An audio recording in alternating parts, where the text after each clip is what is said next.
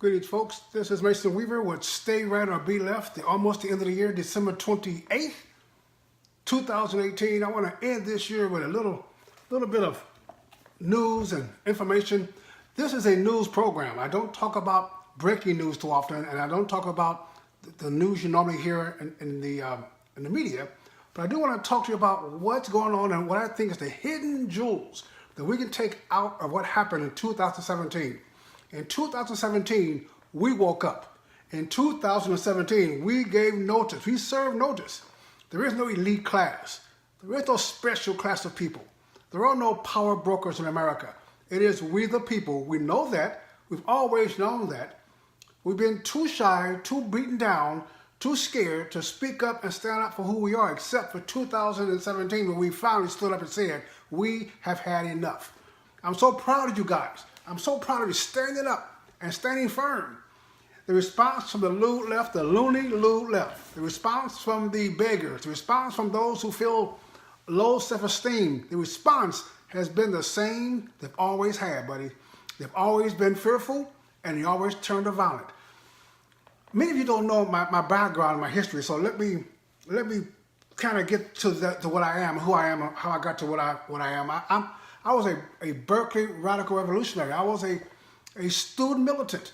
I learned sociology studying under Huey Newton's older brother, Melvin Newton. I was an activist on campus. I campaigned for Alan Cranston, Democrat. I worked in the offices of Democrat George Miller and Pete Stark and Ron Dellums. I was active. I understand what liberals are. But before I went to Berkeley, I went to Vietnam. Before I went to Berkeley, I went to the military. I saw the world. I saw the difference between socialism and capitalism. I wanted capitalism. I didn't fight in the 60s and the 70s to get better treatment on the plantation. I fought to get rid of the plantation. So those of you who want to reach out to the liberals and try to get them to your point of view, to win them, what happened to me? What got me to turn and change? What got me to become a Berkeley radical militant to a closed-minded, narrow-minded, Christian conservative with the attitude? What happened to me? And I'm going to tell you, I put it in my book, matter of fact. It's okay to leave the plantation. I should have reversed the camera, but it's okay to leave the plantation. Get that book on Amazon. If you want me to autograph it for you, then you have to go to my website, masonweaver.com, and send me a note with what you want, PayPal me. It's $20 on Amazon. It is $25 if I have to send it back to you by mail. The book tells you how the process works to change your mindset. You cannot think and stay liberal. You cannot think and be a liberal socialist. You cannot think. It's too logical. Capitalism is too logical. If you want your liberal friends or your liberal cousins and your uncles and your mother and your father to turn their ways around, you've got to make them think. So when you get the book, first, when you get the book, and you want to give it to your liberal friends, you can't say, this book written by Mason Weaver will help you. You can't say it. They won't do you help. You give it to them certain ways. Here's how you get a book to make the liberals change. If they read the book, it'll change them. You give them a book and you say, first, I heard this black guy speak. Now, all your liberal friends think that you are racist. And the fact that you are listening to a black man speak, you got their attention. And then you say to them, number two, I'm confused. They think you're confused anyway. So they believe they're finally getting to you. Oh, you're confused? And then you say, can you help me? Can you read this book for me and tell me where he is wrong? You don't say, tell me what you think or how you feel. Tell me where he's wrong. Give me some facts to dispute what this man is saying in this book. And I'll see you next Tuesday. You got to give him a date. You get back to him. Got to give him a date. Because as they read this book and they see things that I'm saying, read things that I'm saying, they have to come up with the reasons why I am wrong. And by doing that, they have to think. And folks, you cannot think and be liberal. I started thinking. I started analyzing for what I saw, and I realized something. Liberals know the truth, but they deny the truth while they know it's true. And they accept the lie while they know it's a lie. That means they have to put the truth out of their heart. So you're dealing with somebody. This year, we're going to spread this word around. We're going to bring these clowns back to what we're doing. So I want you to get the book, and then this year, come out and hear me speak. I'm going to be traveling this whole country. I'm going to bring folks together. Bring your liberal friends. We're going to have questions and answers. We're going to have news, information. I'm going to tell you how I walked across that long road from liberalism to freedom in my mind, in my soul, in my heart. How I became a lover of Christ, a lover of this country.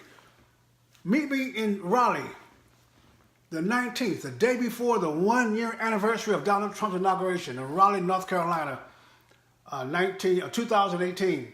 You go to my website, ClarenceAMason.com/events. Find out where it is. Sign up on Eventbrite so I know how many people are coming. Free event. Bring your friends, relatives, in-laws, and outlaws. Let's start there. From there, we're going to go probably to Knoxville, maybe to Nashville, then to St. Louis, off to California, to maybe between California and Las Vegas. I don't know yet. I'm just getting this started. But you need to understand the ammunition. Liberals, I'm going to tell you from a good liberal, you can tell when you're winning, folks, because liberals get violent. You can tell when the victory is on our side. They get loud, start throwing things. In the Civil War, as soon as we took the slaves away, they went to war. As soon as Trump won, they went to war. Campaigning, burning, demonstrating, blocking freeways. That is a sign that we are winning. They don't have enough strength to go through the whole thing. So we're not going to let them go through the whole thing. 2018, we're going to double up on them, folks. There's two things I want to discuss as we end the year. Liberals are going to lie and scream and holler, and they're going to say things that depress you. They want to turn your stomach. They want to fill you full of anxiety. That's their job. They say things like Trump is going to resign before Christmas. Past Christmas now. They're saying things and they want you to be frustrated and argue with them. Stop. We're not going to argue with them. Because the real antidote, the real solution for all the rhetoric, all the lies, all the innuendos, all the cliches, the dominant factor that will defeat that is success. Success. When we get to the point that people can see the jobs, they can see the price of oil going down. It's down double what it was. We can see the jobs coming back overseas. We can see the prosperity in our country. We can see the infrastructure being built. Taxes are low. When we see that, it is an antidote to the lies and innuendos. Let's make sure we are successful. Success works. Success dominates. It trumps all the lies.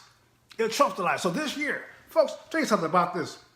You know, the UN, I'm reading an article here where the UN says that Trump's budget cuts will make it impossible for them to do their job in peacekeeping. They're saying that the $280-some million we've cut from that multi-billion-dollar budget we give them will make it impossible. The rhetoric. It's impossible for the peacekeeping. UN peacekeeping? Can someone tell me where the UN peacekeeping has worked? Where do we have UN peacekeeping? Oh, I guess our troops in South Korea on the border, they're calling UN peacekeeping. UN doesn't pay a dime for our troops to be over there. The UN is just a socialist group of people spending our money and criticizing us. So his budget cut is going to make it hard for the environment. It's going to make it hard for the whole world to stop spending because we have taken our money away. UN, got news for you. It's just beginning. The game is over. Not just a new sheriff in town. He has a new posse in town, us.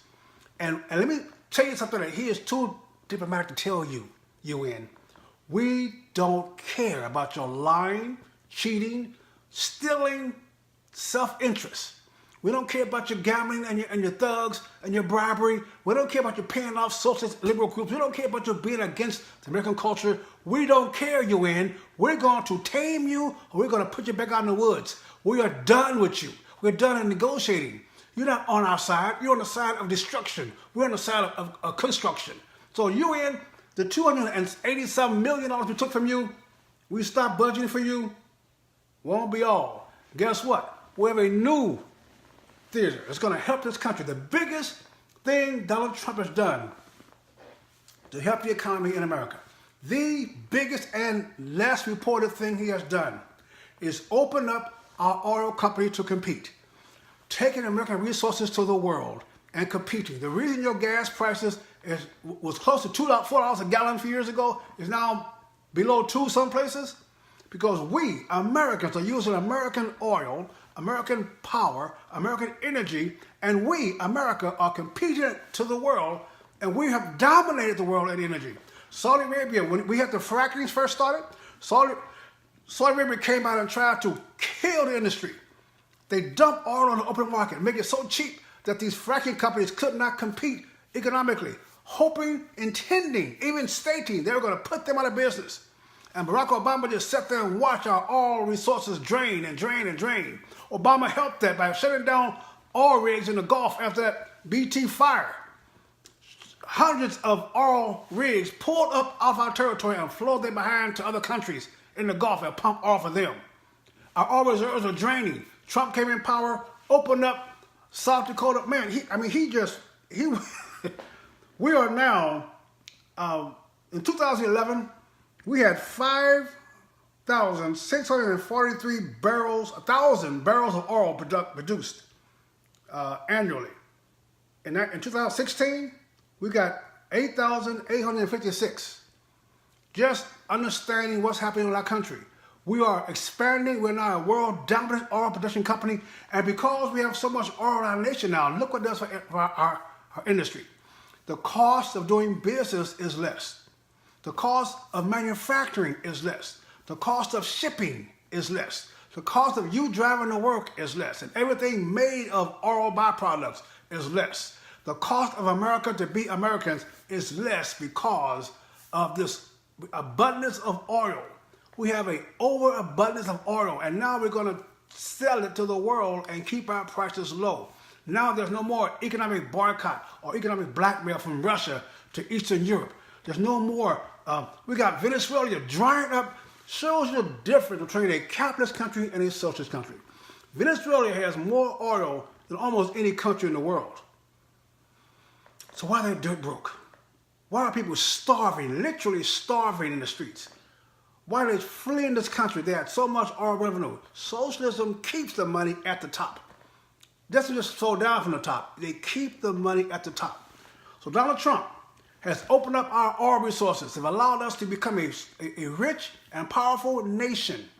And that will trump every attempt from the left to downgrade who we are, make us nervous and scared, and put this election in jeopardy. Success in 2018 will mean a demise of the Democratic Party. Success in 2018 will give us total control of our government. Can you imagine the resources going to happen once you start putting judges in place in the Supreme Court? Can you imagine what's going to happen when school vouchers come to your doorstep? Can you imagine the panic from liberals that's going to happen when you get a job and your investments go higher, your 401k doubles? Can you imagine the depression they're going to have in New York Times and CBS and NBC when America becomes great again and ignore them? Can you imagine the fear? Folks, rejoice.